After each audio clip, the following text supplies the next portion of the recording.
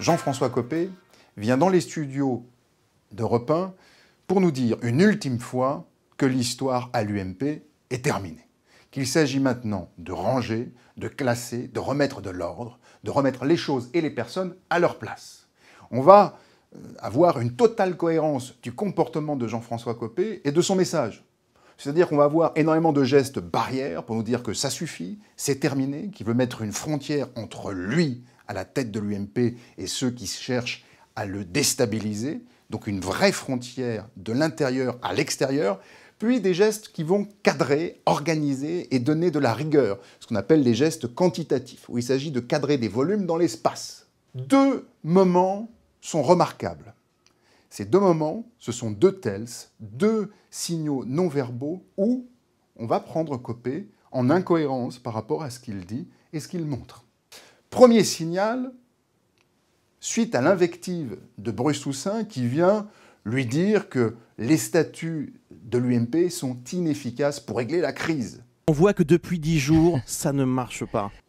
Invective à laquelle Copé va répondre par l'affirmative en disant « si les statuts sont efficaces ». Vous, quand vous dites oui, comment vous faites avec la tête? Vous faites comme ceci, vous faites un geste vertical. Voyons comment Copé, lui, dit oui. Jean-François Copé, on voit que depuis 10 jours, ça ne marche pas. Ah, Et que votre statut... Qui croire? Le verbe ou le geste?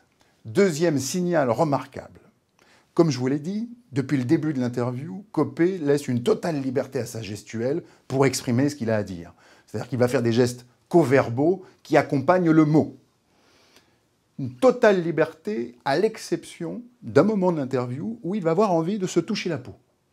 C'est-à-dire que ses mains vont se rejoindre et vont venir se caresser. Alors deux possibilités. Soit il est en phase de contrôle absolu du message, c'est-à-dire qu'il est en phase de censure, qu'il ne s'agit surtout pas de laisser les mains libres de raconter ce qu'elles veulent, donc on les empêche de s'exprimer, soit une irrésistible envie de se faire du bien, de se rassurer, parce que archaïquement, c'est comme cela que l'être humain vient se rassurer, se saluer, c'est par le toucher de la peau.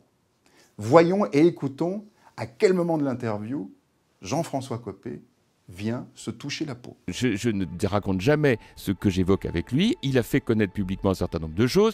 Pour ce qui me concerne, je vous ai dit ce que j'avais à dire. Je suis président de l'UMP. Je vais maintenant ne m'occuper plus que d'une chose, c'est d'être le premier des militants et le premier des opposants. Qui croire? Le verbe ou le geste?